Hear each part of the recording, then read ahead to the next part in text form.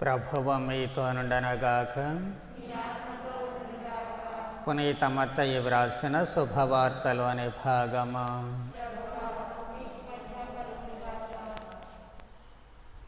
నాలుగవ అధ్యాయము 18వ వచనము నుంచి 22వ వచనము వరకు.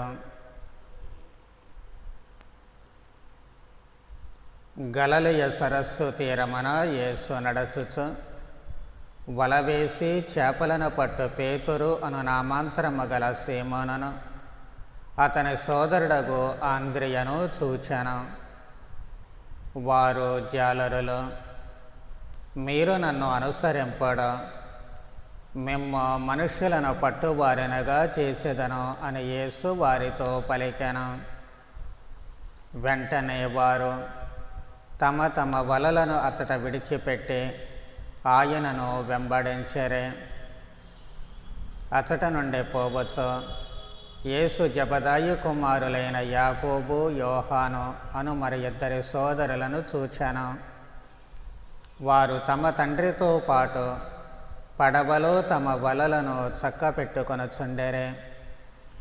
యేసు వారిని పిలువగా వెంటనే వారు పడవను తమ తండ్రిని వదిలిపెట్టి ఆయనను వెంబడించరే. ఇది క్రీస్తు సువిశేషము.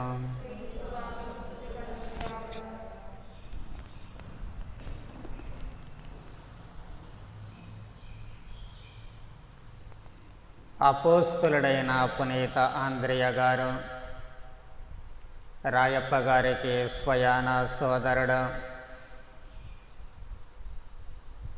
ప్రభువు రాకముందు లేక బహిరంగ జీవితాన్ని ప్రారంభించడానికి ముందు ఈయన బప్తిస్త యోహాను గారికి శిష్యుడు. ఇదిగో దేవుని గొర్రెపిల్ల అని బప్తిస్త యోహాను గారు క్రీస్తును చూపించి పరిచయము చేసినప్పుడు ఆయన యోహాను గారిని వదిలివేసి మరొక వ్యక్తితో కలిసి ప్రభువు వెంట వెళ్ళడము మనము యోహాను సువార్తలో చూస్తాము. మీకేం కావాలి అని ప్రభువు ప్రశ్నించినప్పుడు మీరెక్కడుంటున్నారు అని తిరుగు ప్రశ్న వేసినటువంటి ఇద్దరి శిష్యులలో ఈయన కూడా ఒకరు. ఆ తరువాత వెళ్ళి రాయప్ప గారికి కూడా మేము మెస్సియాను చూచాము అని చెప్పి వాళ్ళు కూడా ప్రభువుకి శిష్యులు అయ్యేటట్లు అంతర్గతంగా ఆయన దోహదపడుతూ ఉన్నాడు. అందుకే ప్రభువు పిలిచినప్పుడు వీళ్ళు వెనక ముందు ఆలోచించకుండా ముందే ఆయన మెస్సయ్య అనేటువంటి భావాన్ని ఆంద్రియ ద్వారా కలిగించబడుతూ ఉంది. కాబట్టి ఈ ఇద్దరు సోదరులు, తర్వాత యోహాను, యాకోబు ఆ సోదరులిద్దరు నలుగురు కూడా ప్రభుని శిష్యులుగా మరుక్షణములోనే మారడానికి అవకాశము కలుగుతూ ఉంటుంది. కాబట్టి ఆంద్రియ గారే ప్రభువుకి మొట్టమొదటి శిష్యుడు అని మనము చెప్పుకోవచ్చు. ఈయన అపోస్తుల లిస్టులో చూసినట్లయితే వాస్తవానికి 4వ స్థానంలో ఉంటుంది. ఎప్పుడూ కూడా మొదట రాయప్ప గారి పేరుంటుంది, ఆ తర్వాత యోహాను, యాకోబు గారుల పేర్లుంటాయి, ఆ తర్వాతే ఆంద్రియ గారి పేరు ఉంటుంది. ఏ స్థానంలో ఉన్నది అన్నటువంటిది ముఖ్యము కాదు, కానీ మెస్సయాను కనుగొన్నాము అని చెప్పి ఆయన తన అవగాహనను చెబుతూ ఉన్నాడు. అది చాలా ముఖ్యమైనటువంటిది. దాని ద్వారానే క్రీస్తును ఆయన అత్యంత ఎక్కువగా ప్రేమించడానికి, ప్రభువును ఇతరులకు అందించడానికి దోహదపడుతూ ఉన్నాయి. ప్రభువు మరణించి ఉత్థానమై మోక్షారోహణమైన తరువాత మనకున్నటువంటి సమాచార ప్రకారము ఆయన టర్కీ దేశంలో సువార్తను ప్రసంగిస్తూ ఉన్నారు. చక్రవర్తి నీరో వేదహింసల సమయంలో ఆయన బంధింపబడి సిలువ వేయబడుతూ ఉన్నారు. కాకపోతే మామూలు సిలువ కాదు, కానీ అది ఎక్స్ ఆకారములో ఉంటుంది. మామూలు సిలువ మనం తిన్నగా అడ్డంగా చూస్తూ ఉంటాము, కానీ అది మాత్రము ఎక్స్ లాగా ఈ ఆకారములో ఉంటుంది. ఆ సిలువకు ఆయనను మేకులు కొట్టలేదు, కానీ త్రాళ్లతో బంధించి వదిలివేస్తూ ఉంటారు. అందుకే ఆ సిలువకు ఆంద్రియ గారి శిలువ అని చెప్పి ప్రపంచవ్యాప్తముగా పేరొందుతూ ఉంటుంది. మరి త్రాళ్లతో కట్టి అలా వదిలివేశారు, కొట్టకుండా ఏం చేయకుండా. కాబట్టి అంత త్వరగా మరణించేటువంటి అవకాశం లేదు. అందుచేత శిలువలో ఆయన బాధలు ఎక్కువ కాలమే ఉన్నాయి అనేటువంటిది మనకు జరిగినటువంటి సంఘటనలు రుజువు చేస్తూ ఉన్నాయి. మనకు ఉన్నటువంటి సమాచార ప్రకారము ఆయన దాదాపు 2-3 రోజులు ఆ శిలువలోనే ఉన్నట్లుగా తెలుస్తూ ఉంది.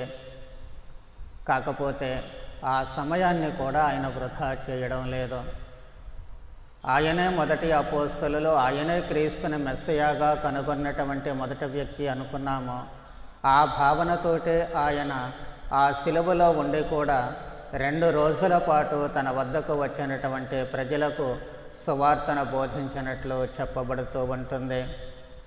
ఆ తర్వాతనే ఆయన మరణిస్తూ ఉన్నారు. ప్రప్రథమంగా ఆయన భౌతిక కాయాన్ని కాన్స్టంటినోపుల్లో సమాధి చేశారు. ఆ తర్వాత అనివార్య కారణాల చేత ఆ మిగిలినటువంటి అస్థికలను అక్కడ నుంచి తీసి నాటి వేదహింసల మూలంగా తీసుకుని వెళ్ళి దక్షిణ ఇటలీలో వాటిని భద్రపరుస్తూ ఉన్నారు. నేటికి కూడా అవి దక్షిణ ఇటలీలోనే ఉంటూ ఉన్నాయి. ఈ అపోస్తులను మనము ధ్యానము చేసేటువంటి ఈ సమయంలో మనము నేర్చుకోవాల్సినటువంటి ప్రముఖమైనటువంటి అంశాలు క్రీస్తును మన అనుభూతికి తెచ్చుకోవడము. మీరెక్కడుంటున్నారు అని ఒక పూట ప్రభువుతో గడిపినటువంటి ఆ సమయానికి ఆయన క్రీస్తును మెస్సయాగా గుర్తించగలిగాడు. మనము కేవలము ప్రభువుతో ఒక పూట గడపడం కాదు కానీ మన జీవితాంతం గడుపుతూనే ఉన్నాము. ఆయన ప్రభువుతో ఒక పూట సహవాస జీవితం జీవించాడు, కానీ మనం మాత్రము క్రీస్తుని మనలోనికి స్వీకరిస్తూ ఉన్నాము, మనతో ఏకం చేసుకుంటూ ఉన్నాము. ఆయన ఉనికి మరచి మన ఉనికిగా మార్చుకున్నటువంటి నేపథ్యంలో మరి ఆ ప్రభువుని మనం ఎలా అర్థం చేసుకుంటూ ఉన్నాము, ఎలా అవగాహన చేసుకుంటూ ఉన్నాము, అది చాలా ముఖ్యమైనటువంటిది. సరి అయినటువంటి అవగాహన క్రీస్తుని గురించి మనకు వచ్చినట్లయితే ఖచ్చితంగా మనము అపోస్తలుల మాదిరిగా తయారు కావడానికి అవకాశం ఉంటుంది. ప్రభువు వాళ్ళను పిలిచినప్పుడు ఏం చెబుతూ ఉన్నారు? మిమ్ములను మనుష్యులను పట్టే వాళ్ళగా చేస్తానంటూ ఉన్నారు. వారి సహజ వృత్తి జాలరులు చేపలు పట్టడము, దాన్ని ప్రవృత్తిగా మారుస్తూ మనుషులను పట్టే వాళ్ళగా చేస్తామంటూ ఉన్నారు. ఆ రెండిటికీ ఉన్నటువంటి అవినాభావ సంబంధం ఏమిటి అంటే పూర్తిగా పరస్పర విరుద్ధమైనటువంటిది.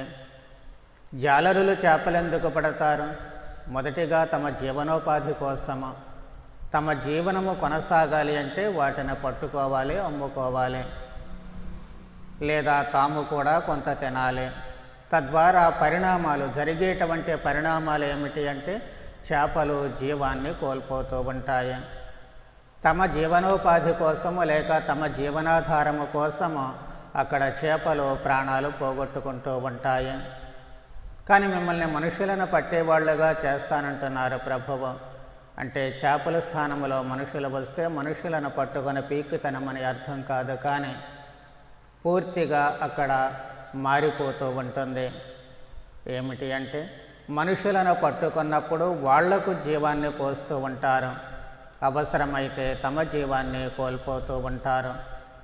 అసలు వృత్తి ఏమో తమ జీవనాధారం అయితే ఇక్కడ తమ జీవాన్ని ధారపోస్తూ ఉన్నారు. అసలు వృత్తిలో తాము పట్టుకున్నటువంటి చేపలకు జీవము పోతే ఇక్కడ మాత్రమో తాము పట్టుకున్నటువంటి మనుషులకు జీవం పోస్తూ ఉన్నారు. తద్వారా వాళ్ళ వృత్తి ప్రవృత్తిగా మారినప్పుడు క్రీస్తు సరసన చేరడానికి, క్రీస్తు అనుచరులుగా మిగలడానికి అవకాశం కలుగుతూ ఉంటుంది. ఇదే ఈనాటి మన ప్రేషిత కార్యము కూడాను. మనుషులను పట్టేటువంటి వాళ్ళముగా ప్రతి ఒక్కరము కూడా తయారు కావాలి. అందుకు అవసరమైనటువంటి ప్రాథమిక లక్షణము దైవానుభూతి.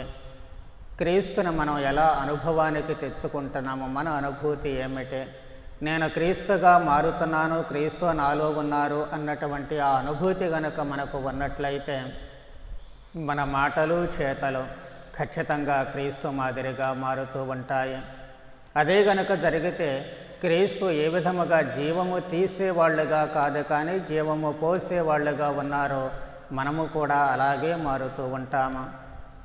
ఆయన స్వస్థతనిచ్చారు వ్యాధిగ్రస్తులకు, మరణించిన వారికి జీవము పోశారు, జీవితాన్ని కోల్పోయే వాళ్లకు జీవితాన్ని ఇస్తూ ఉన్నారు. మరి అదే ప్రక్రియ మన జీవితంలో జరుగుతూ ఉండాలి. ప్రభువు మాదిరిగా బహుశా మనము అకస్మాత్తుగా అద్భుతంగా స్వస్థతలు ఇవ్వలేకపోవచ్చు, మరణించిన వాళ్లను లేపలేకపోవచ్చు, కానీ సహజమైనటువంటి సిద్ధముగా జీవితాన్ని కోల్పోయే వాళ్లకు జీవితాన్ని ఇవ్వచ్చు. వ్యభిచారములో పట్టుబడినటువంటి స్త్రీ తన వద్దకు తేబడినప్పుడు ఆమె కోల్పోయినటువంటి ఆ జీవితాన్ని తిరిగి ఇస్తూ ఉన్నారు.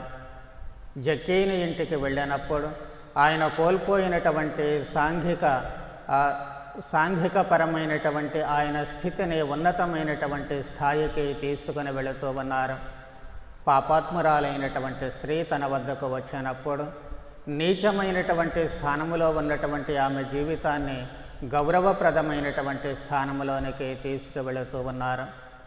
వాస్తవానికి ఇవి మనకు చేతకాని పనులు అంటే ఖచ్చితంగా చేతనవుతాయి, కాకపోతే కొంచెం రిస్క్ తీసుకోవాల్సి ఉంటుంది. ఇతరులకు జీవాన్ని ఇవ్వడానికి, జీవితాన్ని ఇవ్వడానికి వాళ్లకు తోడుగా ఉండాల్సినటువంటి అవసరము వస్తూ ఉంటుంది. ఈ ఏడాది పాపు గారు ఇచ్చినటువంటి అంశము నేనున్నాను.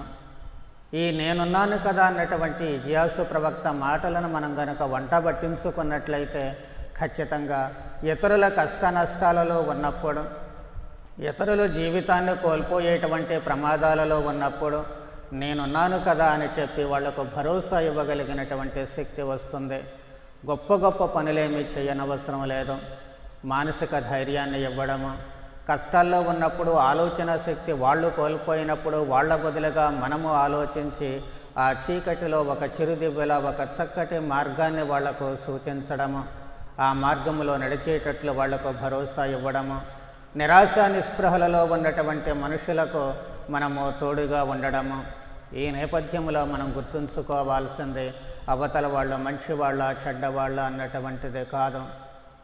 అది మళ్ళీ బేరీజు వేసుకుంటే మనం ఏ పని కూడా చేయలేము, ఎందుకు పనికి రాకుండా పోతాము. ఒక మాటలో చెప్పుకోవాలి అంటే ప్రభువు ఏ విధముగా నేను పాపాత్ముల కోసమే వచ్చాను, పాపుల కోసమే వచ్చాను కానీ నీతిమంతుల కోసం రాలేదు అని చెప్పంటూ ఉన్నారు. ఆయన ఇచ్చిన భరోసా, ఆయన ఇచ్చినటువంటి జీవితము మనము కూడా ఎవరు ఏమిటి అనేటువంటిది కాకుండా క్రీస్తు జీవాన్ని అందరికీ ఇవ్వగలిగినట్లయితే ఈ లోకములో ప్రభు అన్నట్లుగా దైవరాజ్యము మీ సమీపానికి వచ్చింది అన్నారే, ఆ దైవరాజ్యము ఎక్కడే తమ అనుభవానికి తెచ్చుకోవడానికి అవకాశము కలుగుతూ ఉంటుంది. కాబట్టి పునీత ఆంద్రియ గారే అడుగుజాడలలో నడుస్తూ మొదటిగా క్రీస్తును మన అనుభవానికి తెచ్చుకొని ఆయన మాదిరిగా ఇతరులకు దానిని చివరి వరకు ఆయన శిలువలో ఉండి బోధించారు అంటే మన జీవితంలో మనకున్నటువంటి అవకాశాలు ఆయన కంటే ఎక్కువ కాబట్టి అంతటి మరణస్థాయికి మనం వెళ్ళాల్సినటువంటి అవసరం లేదు. కాబట్టి మన పరిధిలో మనము ఇతరులకు జీవాన్ని మాత్రమే ఇచ్చేటువంటి వాళ్ళముగా ఉండాలి కానీ చేపలను పట్టుకుని భక్షించినట్లు మనుషులను వాళ్ళ జీవితాలను భక్షించేటువంటి వాళ్ళముగా ఉండకుండా వాళ్ళ జీవితమును నాశనము చేసేటువంటి వాళ్ళముగా కాదు కానీ వాళ్ళ జీవితాలను ఉద్ధరించేటువంటి వాళ్ళముగా జీవించడానికి కావలసిన వరానుగ్రహాలు దయచేయమని ప్రార్థన చేద్దాం. పిత పుత్ర పవిత్రాత్మ నామమున.